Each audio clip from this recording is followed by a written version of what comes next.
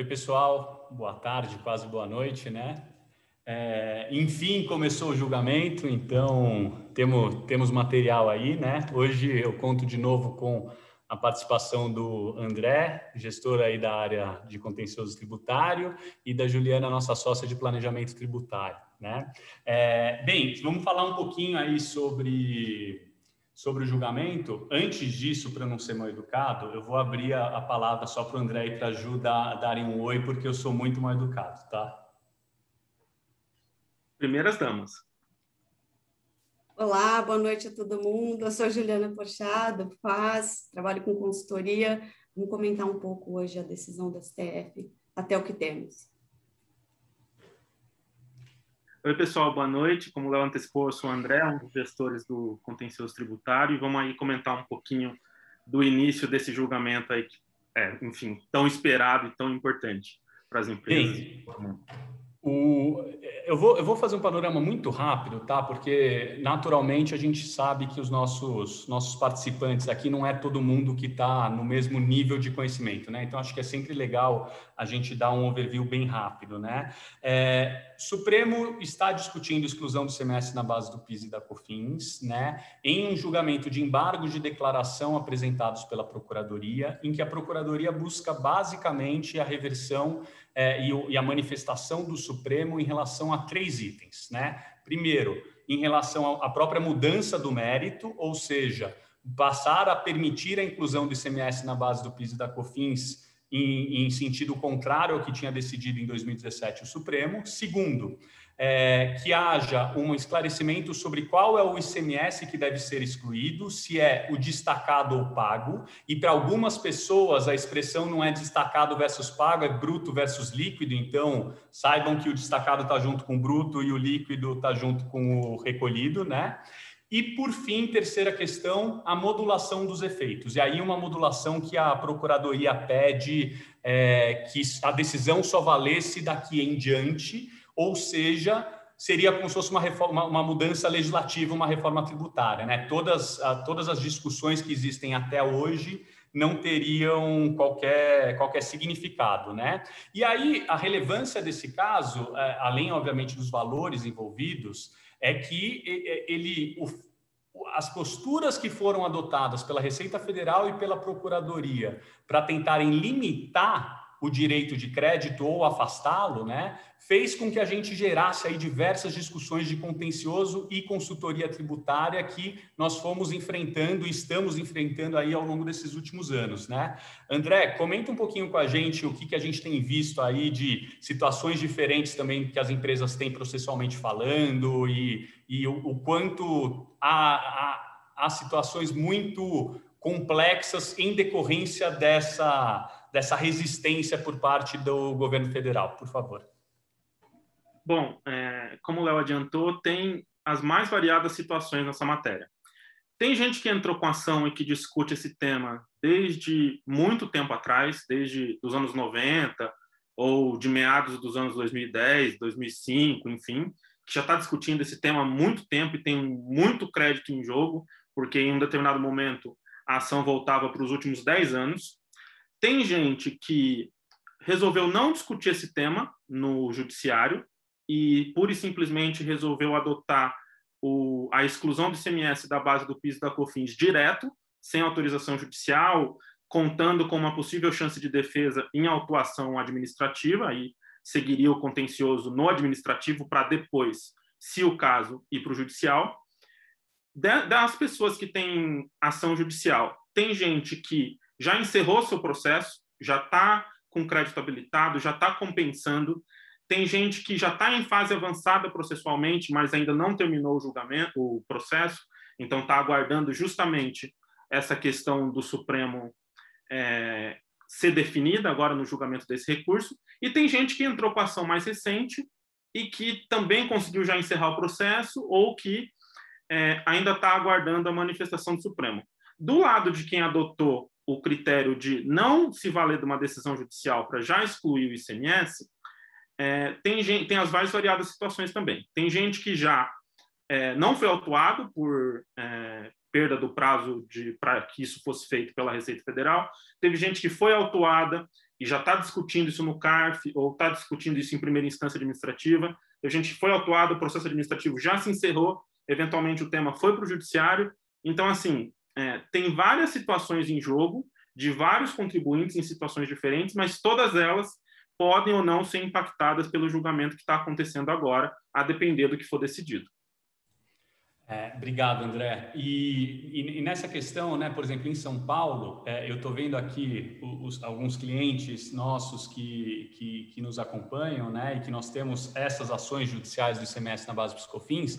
Nós temos aqui, por exemplo, agora na live, tanto clientes que tiveram trânsito em julgado porque a vice-presidência do TRF anterior permitiu o encerramento, quanto empresas que não tiveram trânsito em julgado porque a nova vice-presidente do TRF, a Consuelo Yoshida, entende pelo sobrestamento, né? Então, tem as mais variadas situações, além, nem entramos no mérito aqui de quem já está excluindo da base do PIS e da COFINS o ICMS destacado, não seguindo a solução de consulta 13, enfim, aí a gente tem uma ramificação ainda maior, né? E aí, bem, hoje, então, finalmente começou o julgamento e nós tivemos o voto da ministra Carmen Lúcia, que é a relatora, né? No voto dela, a primeira parte que acho que é importante destacar foi a questão sobre a reversão do mérito, em que ela deixou claro que não existia qualquer espaço para que houvesse uma reversão e que o acórdão que foi embargado já havia sido devidamente claro, né? Não existia nenhum vício aí para justificar esses embargos, né? Ju, conta um pouquinho para a gente, acho que foi até um tanto quanto contundente, né, o voto da ministra Carmen Lúcia nesse ponto, né? Conta como que você viu isso, por favor. Eu acho que foi super importante, inclusive porque o voto dela era um dos mais esclarecedores para os contribuintes a respeito de como que se deveria calcular o valor a ser excluído da base do PIS e COFINS. Então, na minha experiência, o que eu vi foi que a maioria dos contribuintes que realmente, a partir do trânsito em julgado, começaram já a excluir e utilizaram-se de créditos do passado, se basearam nesse conceito para fazer o cálculo do que seria o devido. Então, é importante que ela tenha reforçado que, sim, ela avaliou aquilo, que estava ali perfeitamente esclarecido qual é o cálculo que ela entendia como correto, que não havia ali nenhum erro a ser corrigido, porque isso serve de confirmação para o contribuinte, para aqueles principalmente que se basearam no destacado, de que havia ali bases suficientes para o cálculo. E nesse ponto, ela inclusive ela rechaçou qualquer vinculação dela de ter que apreciar a questão da exclusão do ICMS da própria base, né? Então ela deixou muito claro que ela não estava discutindo, e acho que isso é importante também para reflexos em outras discussões, né? Que ela não estava discutindo a possibilidade de instituição de tributo compor a base de cálculo de outro tributo. O que ela discutia era o conceito constitucional de faturamento e de receita, e dessa forma que o ICMS não compunha. Então, aqui, lógico, são apenas divagações, mas seguindo essa premissa do voto dela, fato é que não só a exclusão do ISS da base do PIS e da COFINS, mas a própria exclusão do PIS e COFINS na própria base também seriam favoráveis aos contribuintes, tendo em vista que o conceito de faturamento e de receita ali é exatamente o mesmo, né? E nesse ponto também, até contando um pouquinho de experiência que a gente teve aí com os casos, não só os que nós patrocinamos, mas de clientes nossos também que nos consultaram em outros pontos, ninguém esperava e achava factível haver qualquer reversão do mérito, né? Tanto que nós não conhecemos nenhuma empresa que não fez ainda, que já poderia utilizar o crédito compensado e não fez ainda, tendo em vista que isso era, obviamente, uma tentativa desesperada lá da Procuradoria de mudança de mérito e que não se sustentava com base em todo o histórico que nós tínhamos dessa discussão desde 2006, né? E por que nós falamos desde 2006? 2006 teve o começo do julgamento de um recurso extraordinário sem repercussão geral no Supremo, já tinha a maioria formada, em 2014 esse processo se encerrou, com votação favorável, só que sem repercussão geral, ou seja, sem efeitos para todas as empresas, e aí em 2017 que eles levaram esse tema para julgamento e e com fins de repercussão geral, acabaram excluindo o ICMS da base do PIS e da COFINS, né? Então, entrando aqui um pouco no histórico, a ministra Carmen Lúcia, ela, na minha humilde opinião, né, ela até fez uma certa ginástica ali para justificar uma certa divergência quanto à jurisprudência antiga, né, antes do julgamento de 2017, que é uma base para poder haver a modulação dos efeitos, né? E aí eu vou pedir para o André comentar isso conosco, mas só um comentário que eu acho que é muito importante para todo mundo ter em mente. O pedido da Fazenda de modulação, ele é um pedido agressivo, né, exagerado, digamos assim, para que você só afastasse o ICMS da base dos COFINS para frente, né?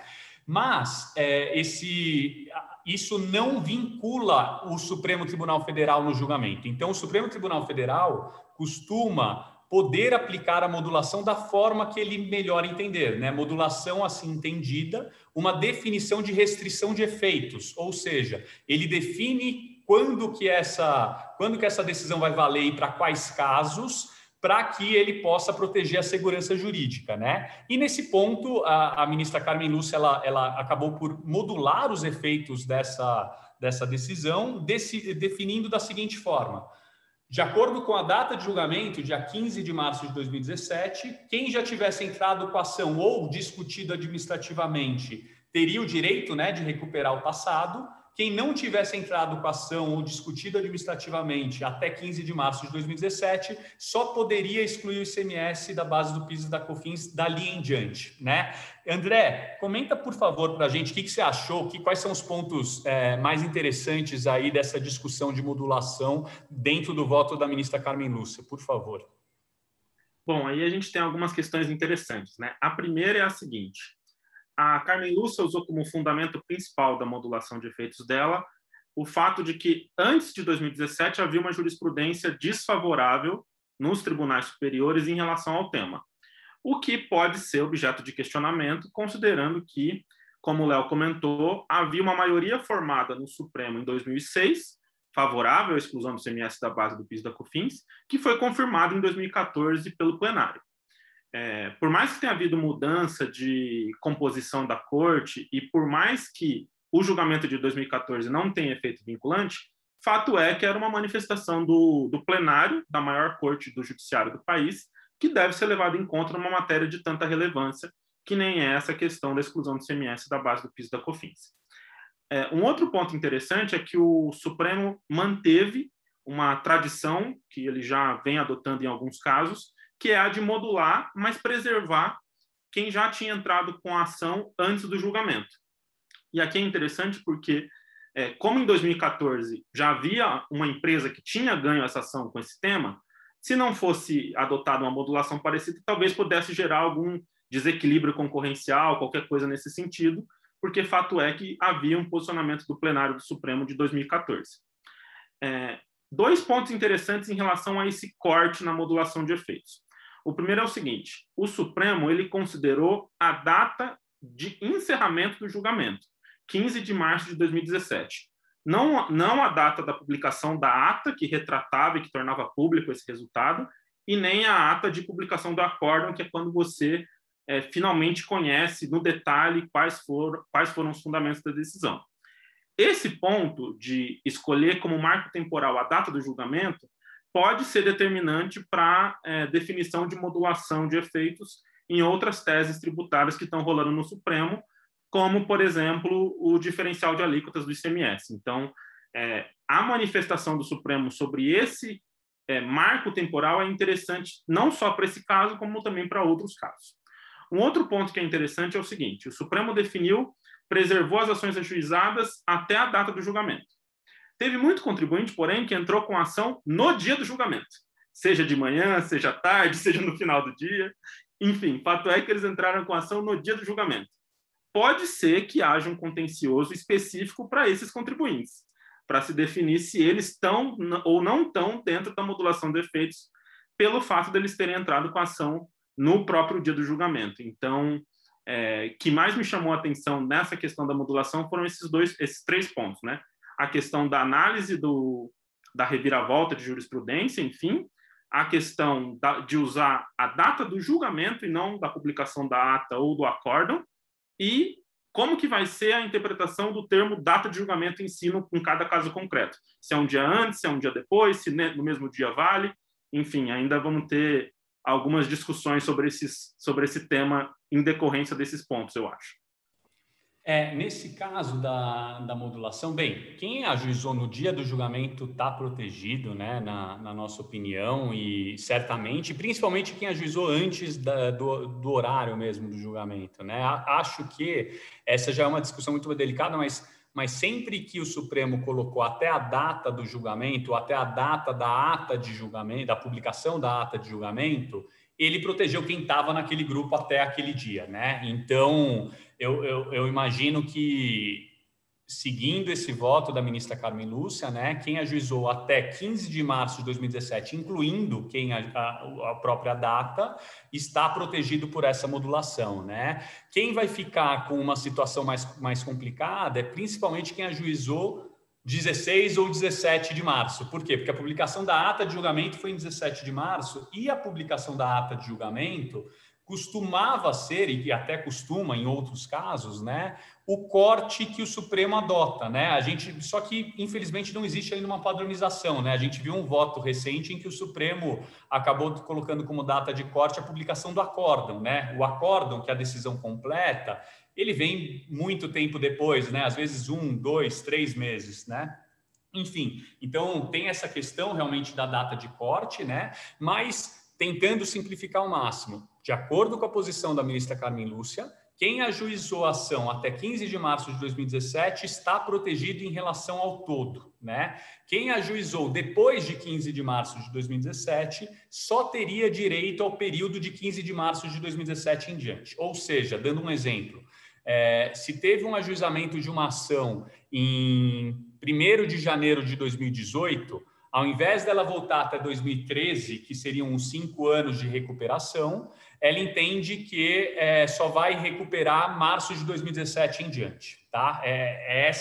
O voto da modulação da ministra Carmen Lúcia é nesse sentido, né? E o terceiro ponto, que eu acho que ela também foi enfática, né? E felizmente ela foi enfática, né?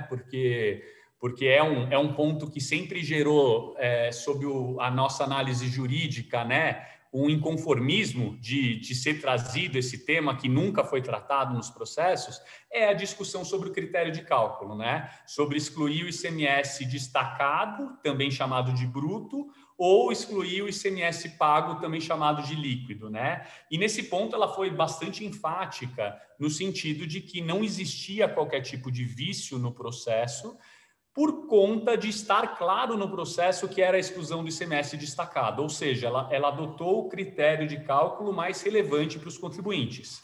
Esse é um ponto muito importante para o julgamento, né? Por quê? Porque a questão do critério de cálculo, ele impacta muito em várias empresas, né? Quem tem, por exemplo, o benefício fiscal, a diferença de critério de cálculo é enorme. Quem acaba tendo, por alguma particularidade da operação de ter muitas cadeias anteriores, ele acaba tendo também um impacto muito significativo. Nós temos clientes que, por exemplo, o valor do ICMS líquido pode chegar a 20%, 30% do valor do destacado. Por outro lado, tem cliente que o destacado e o líquido é praticamente igual, né? Então, o ponto que me chamou mais atenção e que eu valorizo bastante no voto dela foi o quanto ela foi firme em deixar claro que aquilo era uma invencionice, era uma criação nova, que não existia dúvida sobre o voto dela ser no sentido do ICMS destacado para a exclusão, né? E que é coerente com tudo que os tribunais regionais federais vêm adotando, e o próprio Superior Tribunal de Justiça, né? Existem todos os tribunais regionais e também o STJ, eles vêm dando decisões a partir do momento em que a Procuradoria trouxe essa discussão, né, que foi depois do julgamento em 2017, eles vêm dando decisões favoráveis à exclusão do ICMS destacado. Um último ponto sobre essa questão que me chamou muita atenção e que é relevante é o fato dela entender e deixar claro que isso estava no voto. Por quê? Porque uma das possibilidades era se entender que isso era uma questão simplesmente nova e que eles não deveriam, Supremo Tribunal Federal, não deveriam avaliar, ou que era uma matéria infraconstitucional e que esse tema não deveria ser apreciado pelo Supremo, mas sim pelo STJ, né? Então, em decorrência da clareza do voto dela, né, no sentido de tem que ser o destacado, e o destacado já estava previsto no meu voto, esse foi um ponto que me destacou bastante e que eu achei muito correto e muito assertivo pelo lado da ministra Carmen Lúcia, né? E essa questão do critério de cálculo, ela traz muitas implicações, principalmente para as empresas que já tiveram encerramento da ação judicial, né, Ju? A gente tem aí vários reflexos que devem sair a partir disso. Você comenta um pouquinho, por favor? Comento. Eu queria só destacar uma coisa, que ela usou um termo que eu achei importante, que ela falou, aqui não é o papel do STF de se utilizar do pragmatismo governamental, porque uma das coisas que se discutia muito seria o impacto financeiro, econômico para o país, de uma decisão favorável ao contribuinte nesse momento, né? Eu achei importante porque até isso ela se manifestou a respeito, né? Ou seja, dizendo, não, a minha decisão ela se fixa somente na análise constitucional ou não, independentemente desse efeito econômico, porque era um grande medo do contribuinte, né? E ainda vamos ver o restante dos votos, né? Aí, com relação ao valor do destacado ou líquido, eu acho que a grande importância principalmente para aqueles contribuintes que, por entenderem que havia uma dúvida muito grande a respeito do valor do crédito, principalmente quando a gente está falando do passado, que não reconheceram grande parte desse crédito, ou só reconheceram o líquido, ou não reconheceram nada por entenderem que tinha um risco, inclusive, de modulação que não resguardaria as ações já ajuizadas, ou os trânsitos, e etc.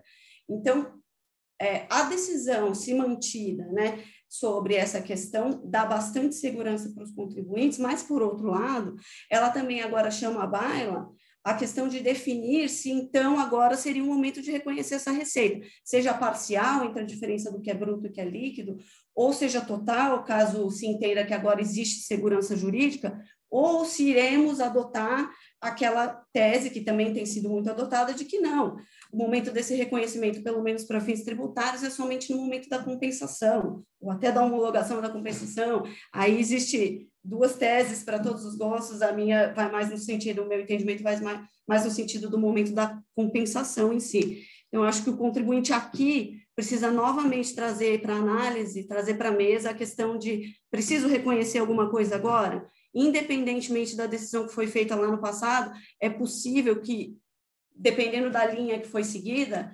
agora faça sentido e seja consistente reconhecer a outra parte do crédito. Então, é importante porque isso tem impactos fiscais relevantes para fins de imposto de renda e com relação aos juros, inclusive com relação a PIS e COFINS, né? E nesse ponto, cada empresa, assim, não existe uma receita de bolo, né? Nós vimos diversas empresas fazendo as coisas mais variadas possíveis, né? Antes só de eu entrar nesse mérito, eu esqueci de avisar, pessoal, se alguém tiver alguma dúvida, pode nos escrever pelo Q&A, tá? Então, a gente vai deixar aí uns 2, 3 minutinhos finais da live para isso, então fiquem à vontade. Mas, entrando sobre a questão dos cenários, nós temos clientes que tiveram trânsito em julgado, reconheceram o resultado pelo destacado e aproveitaram só o líquido, né? Então, por esse conceito, eles vão ter um crédito para continuar compensando, já reconheceram a tributação e está tudo bem. Teve cliente que reconheceu só pelo líquido, assumindo um certo risco, e só utilizou o líquido. Então, esse cliente vai ter que fazer um reconhecimento do destacado, dessa diferença do destacado para o líquido, e mais, vai ter uma discussão complexa e relevante, que é o momento desse reconhecimento, né? A base contábil e fiscal para que se entenda se esse reconhecimento tem que ser feito agora, se esse reconhecimento tem que voltar para o momento que você reconheceu o recolhido, e dessa forma, como fica a multa, né, nesse ponto, né? E sem contar as teses que a Ju comentou de tributação de juros, por exemplo, né? Que daí tem a discussão da exclusão do imposto de renda e da CSL, de não tributar, e do PIS e COFINS também sobre essa parcela, né? Então, óbvio, temos que agora aguardar como que o julgamento vai evoluir amanhã, né? Ele continua amanhã à tarde. Nós temos uma live já agendada para as 19 horas amanhã para tratar disso. Espero que com o término do julgamento já, mas acho que temos fortes emoções aí pela frente amanhã, né? São mais 10 ministros, cada um com a sua cabeça. Mas certamente, em havendo o término do julgamento ou tendo um cenário já bem mais claro sobre modulação e sobre critério de cálculo, cada empresa vai ter que olhar para a sua situação, vai ter que perceber cada um desses detalhes para fazer os seus ajustes, né? E para pensar em como vão ser esses ajustes. Eu já vou, por exemplo, adiantar um ponto que a gente conversa com os nossos clientes que tiveram trânsito em julgado, né? Em se confirmando um julgamento como o da ministra Carmen Lúcia, que na maior parte é favorável aos contribuintes, né, adota o critério de cálculo que os contribuintes defendem e também faz uma modulação que protege uma parte relevante dos contribuintes, fato é que se espera ainda mais da Receita Federal, que trouxe a solução de consulta 13, que vem sendo bem... vem brigando com muita força em relação a essas questões, que ela comece a buscar outros meios de discussão do tema, né? Então, pode surgir aí uma abertura maior de fiscalizações para análise dos documentos desse crédito. É esperado que ela abra fiscalizações que travem a possibilidade de compensação pelos contribuintes enquanto o crédito não for habilitado. Então, existe uma série de situações aí que podem acontecer ao longo dos próximos meses, a depender do encerramento do julgamento agora do Supremo, né? E acho que como ponto, pelo menos final meu, né, de avaliação aqui, o voto da ministra Carmen Lúcia é em grande parte favorável aos contribuintes, né? Quem, digamos, tem algum prejuízo com o voto da ministra Carmen Lúcia, quem ajuizou a ação de 16 de março de 2017 em diante, né? Mas mesmo esse pedaço que a ministra Carmen Lúcia acabou sendo favorável à Fazenda, do ponto de vista jurídico não se sustenta, né? Do ponto de vista jurídico, esse pedaço nunca houve motivo para modulação, tendo em vista que a jurisprudência do Supremo ela é consistente já há muito tempo, né? Acaba sendo, e a gente vem falando isso e comentamos nas últimas lives, né? Acaba sendo um afago, se é que a gente pode dizer assim, né? Um posicionamento do Supremo Tribunal Federal de mostrar que também está preocupado com a questão das contas públicas e com o momento, e com isso reduzir o efeito de uma decisão como essa, né?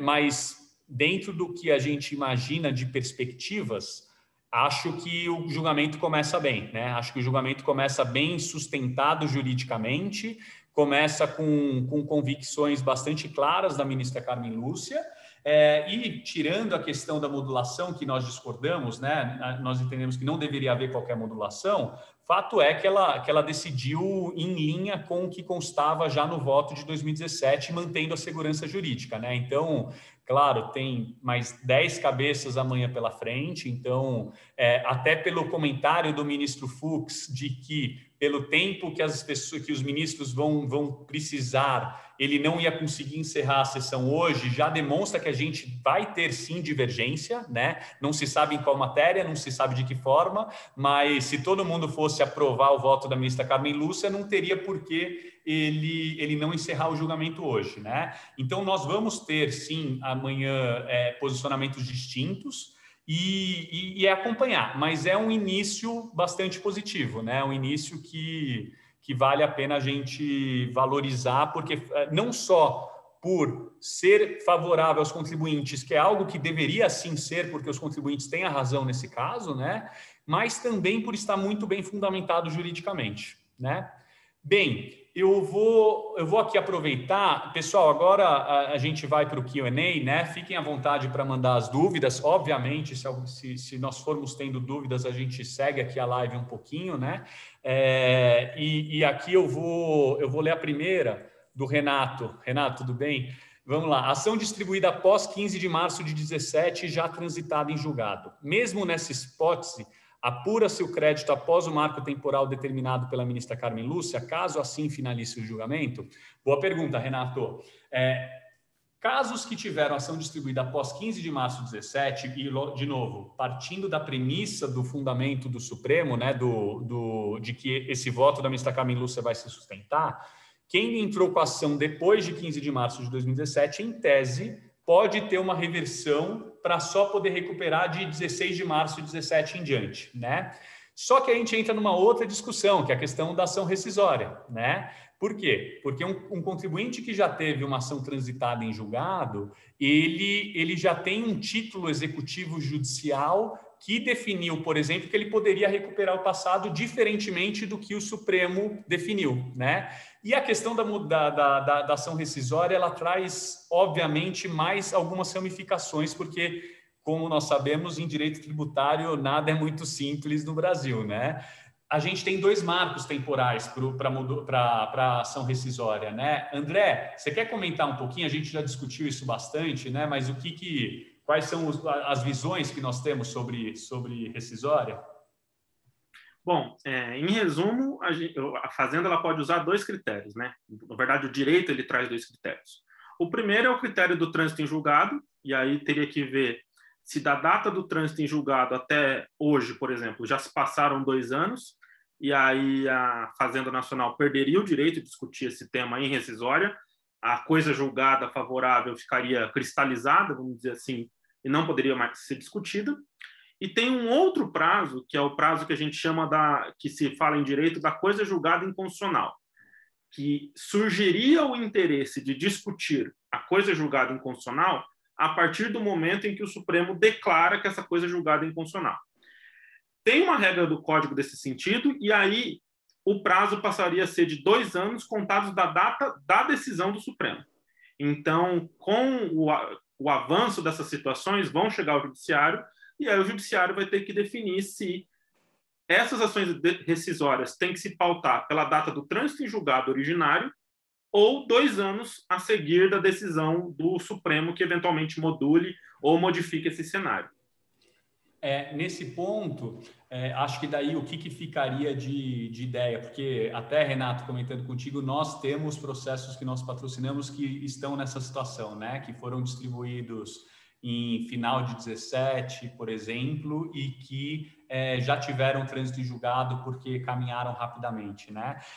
O grande ponto aí para as empresas que estão nessa situação agora, primeiro, óbvio, esperar se vai ser esse voto da ministra Carmen Lúcia que vai ser definido, né? Mas em se definindo dessa forma, esperar a ação rescisória, né? Porque, de fato, você precisa de uma ação rescisória em um caso como esse, né? Você tem um título executivo judicial que diz que você pode recuperar o passado. Então, para desconstituir esse título, a Procuradoria da Fazenda Nacional precisaria entrar com essa ação judicial, que é a ação rescisória, né? E aí, certamente, no caso de haver uma rescisória por parte da União Federal, vai se entrar nessa discussão sobre, primeiro, se existe fundamento para uma ação rescisória, porque isso também não é uma questão tão clara assim, né? E segundo, se o prazo seria 2 anos a contar do trânsito em julgado ou se o prazo seria 2 anos a contar agora do julgamento do Supremo Tribunal Federal. Por quê? Como muitas ações transitaram em 2019, existem já ações que estão com esses 2 anos contados do trânsito em julgado já ultrapassados.